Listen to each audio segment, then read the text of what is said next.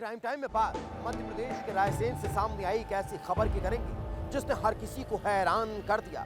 हरियाणा का एक history sheeter बदमाश अपने दोस्तों के साथ पार्टी करने के लिए आता है, लेकिन वापस नहीं लौट पाता। वो अपने दोस्तों के साथ पार्टी करने के लिए जाता है, मगर उसकी हत्या कर दी जाती है। उसकी लाश पड़ी हुई नजर आती है। पुलिस जांच पड़ताल में जुटती है तो उसके पैरों तले भी जमीन खिसक जाती है। क्यों? क्योंकि उसके साथ उसके दोस्तों ने ही हैवानियत की हदों को पार कर दिया। उसके शरीर को गोलियों से छलनी कर दिया, यहाँ तक कि उसके प्राइवेट पार्ट को भी क्षतिग्रस्त कर दिया गया।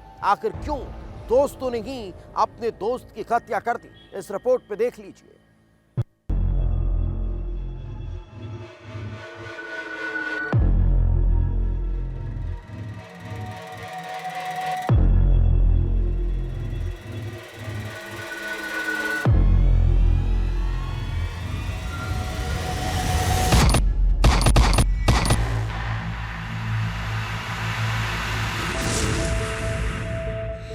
तारीख 27 दिसंबर, जगह रायसेन, मध्य प्रदेश।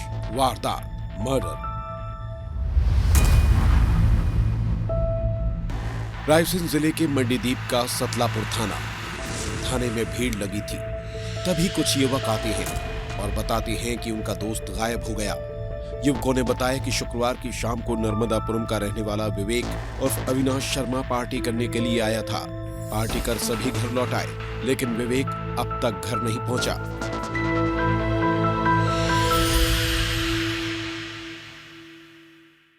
सतलापुर थाने में कुछ दोस्तों के द्वारा 26 तारीख को पार्टी का आयोजन किया गया था। लोकिया पिपलिया करके गांव है, तो वहां पर सभी दोस्तों ने एक पार्टी का आयोजन किया गया था। उसके बाद पता चला कि एक व्यक्ति उसमें से मिसिंग है और उसकी सूचना जब थाने पर आई, सतलापुर थाने पे आई, तो 27 तारीख को उसमें गुम निशान कायम किया गया। और गुम निशान कायम करने के बाद हमारी पुलिस टीम उसमें लगातार तस्दीक कर रही थी, खोजबीन कर रही थी। और इसी दौरान कि जो गुमशुदा व्यक्ति था उसकी बॉडी सहागंज के पास से सीहोर डिस्ट्रिक्ट में मिली है।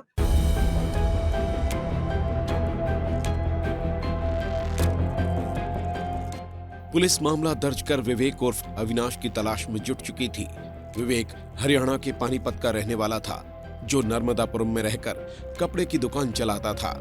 वो हरियाणा का हिस्ट्री शीटर बदमाश था। पुलिस के लिए विवेक उर्फ अविनाश शर्मा का पता लगाना चुनौती बन चुका था। रातापानी अभ्यारण्य, सीहोर भोपाल क्षेत्र और आसपास के जंगलों में तलाश शुरू हो गई। और जब पुलिस सीहोर जिले के शाहगंज में बहुटा घाट के जंगल में पहुंची तो होश उड़ गए, क्योंकि गहरी खाई में पत्थरों के बीच विवेक की लाश पड़ी हुई थी।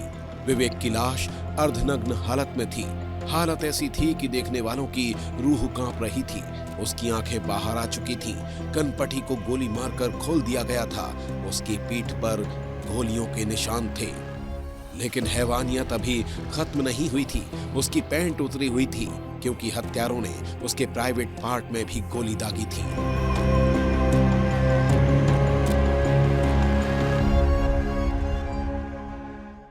पुलिस के द्वारा बॉडी को बरामद कर लिया गया है और धारा 302, 103 बीएनएस के तहत मामला पंजीकृत करके विवेचना की जा रही है। जो आरोपी पकड़ाए हैं उनमें से 2 आरोपियों का पूर्व में आपराधिक रिकॉर्ड रहा है। हम आपराधिक रिकॉर्ड के तहत ही जो है इसमें अग्रिम कार्रवाई। अब सवाल था कि आखिर उस रात विवेक के साथ क्या हुआ था।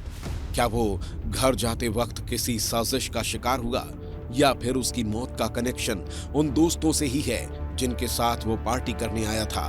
क्या विवेक के दोस्त पुलिस से कुछ छिपा रहे थे? सबसे पहले शक दोस्तों पर ही था।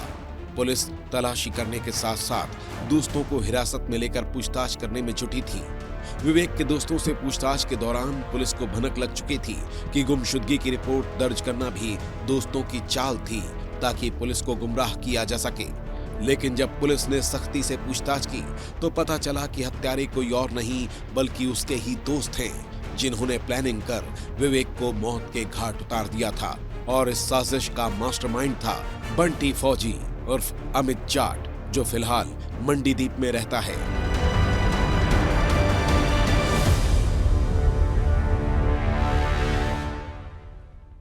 इसमें आरोपियों ने जिस प्रकार से पुलिस को गुमराह करने का प्रयास किया था, पुलिस को गुमशुदगी की एक झूठी रिपोर्ट लिखाई थी, लेकिन पुलिस ने काफी गहनता से इसमें तफ्तीश करी है और विवेचना करने के बाद में ये पाया है कि वहां पर घटनास्थल सतलापुर थाना क्षेत्र में वहीं पर ही इन आरोपियों के द्वारा मिल करके अविनाश की जो है गोली मार करके हत्या कर दी गई थी और उसके बाद में दबोटा घाट जो जिला सीहोर में शाहगंज थाना क्षेत्र में जो जंगल पड़ता है वहां पे जाकर के डेड बॉडी को डंप कर दिया है।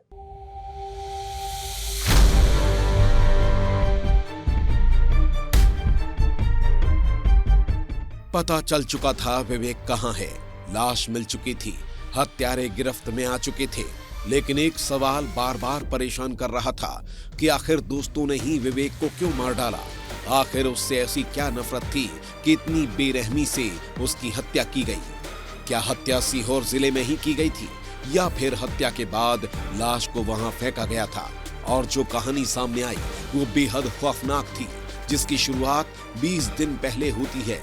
बंटी फौजी उर्फ अमित जाट सीहोर के बाबई में एक मछली फार्म चलाता है, जहां उस पर बंदूक से फायरिंग हो जाती है। बंटी घायल हो जाता है। जांच पड़ताल होती है और बंटी को शक हो जाता है कि इस हमले के पीछे उसके दोस्त विवेक उर्फ अविनाश शर्मा का हाथ है। फिर यहीं से बदले की साजिश रची जाती है। बंटी अपने दोस्तों के साथ विवेक को रास्ते से हटाने का प्लान बनाता है और उसके बाद अपने 5 साथियों के साथ विवेक को मंडीदीप के एक खेत में पार्टी के लिए बुलाता है। रात भर शराब पार्टी चलती है, जिसके बाद विवेक अपनी कार से नर्मदापुरम के लिए निकल जाता है, लेकिन रास्ते में बंटी घात लगाए बैठा रहता है और अचानक से विवेक की गाड़ी रुकवाकर उसकी कनपटी पर बंदूक तान देता है, जहां विवेक भीख मांगता है, गिड़गिड़ाता है और कहता है कि मुझे छोड़ दो, लेकिन इन बेरहमों ने उसकी एक ना सुनी और उसकी कनपटी पर बंदूक चला दिया। गोली सिर के आर पार हो गई, उसकी दोनों आंखें बाहर निकल आईं, लेकिन हैवानियत का खेल नहीं रुका। विवेक की पीठ में गोली मारी जाती है। विवेक का शरीर छलनी छलनी हो चुका था, लेकिन आरोपी इतने पर भी नहीं रुके। आरोपियों ने उसकी पैंट उतारी और फिर प्राइवेट पार्ट पर भी गोली मार दी। इसके बाद लाश को कार की डिग्गी में भरकर सीहोर जिले के जंगलों की ओर रवाना हो गए और यहीं करीब 25 फीट गहरी खाई में फेंक दिया।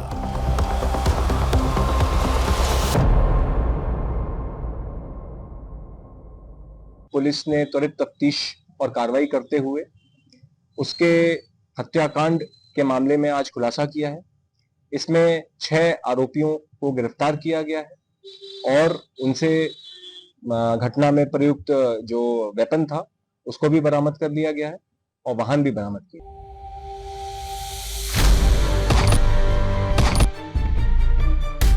हत्या करने के बाद बंटी फौजी ग्वालियर फरार हो गया था, जिसे पुलिस ने गिरफ्तार कर लिया। बंटी समेत 6 आरोपी सलाखों के पीछे हैं। उनसे हत्या में इस्तेमाल किया गया हथियार और वाहन बरामद कर लिया गया है। हत्यारों ने पूरी प्लानिंग के साथ मर्डर किया था। लाश को गहरी खाई में फेंका गया। थाने में गुमशुदगी की रिपोर्ट दर्ज कराई ताकि किसी को उन पर शक न हो, लेकिन वो भूल चुके थे। अपराधी कितना भी शातिर क्यों ना हो, कानून के हाथ से नहीं बच सकता। और यहाँ भी कुछ ऐसा ही हुआ, जहाँ उस रात मास्टरमाइंड बंटी का ड्राइवर संदिग्ध हालतों में जंगल में पाया गया था और उसके बाद पुलिस का शक दोस्तों पर पुख्ता हो गया। धीरे धीरे कड़ियां जुड़ती गई और उसके बाद एक अनसुलझी गुत्थी पूरी तरीके से सुलझ गई, जहां पर बदले की आग में जलते हैवानों ने दरिंदगी की सारी हदें पार कर दी।